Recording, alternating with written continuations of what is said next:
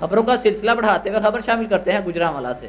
مشکوک افراد کا تعاقب کرتے ہوئے ڈولفن فورس کا ایک جوان محمد حسین گجر شدید زخمی، جبکہ ایک بندہ گرفتار اور دوسرا فرار ہونے میں کامیاب۔ تفصیلات کے مطابق پیپلز کالونی کے علاقے میں ڈولفن فورس کا جوان محمد حسین اور شاداب گجر گشت پر تھے کہ اچانک مشکوک افراد کو رکنے کا اشارہ کیا، لیکن وہ بھاگ گئے۔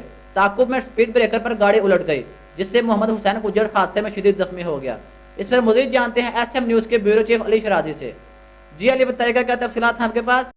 جی بالکل، گجرانوالہ پیپلز کالونی میں مشکوک افراد کا تعاقب کرتے ہوئے ڈولفن فورس کا ایک جوان شاداب گجر شدید زخمی، ایک مشکوک شخص گرفتار جبکہ دوسرا فرار ہونے میں کامیاب۔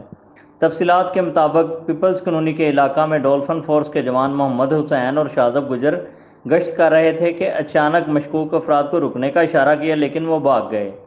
تعاقب میں اسپیڈ بریکر پر گاڑی الٹ گئی، جس سے شاداب گجر اس حادثے میں شدید زخمی ہو گیا، جبکہ چوٹیں لگنے کے باوجود محمد حسین نے ایک مشکوک شخص کو پکڑ لیا۔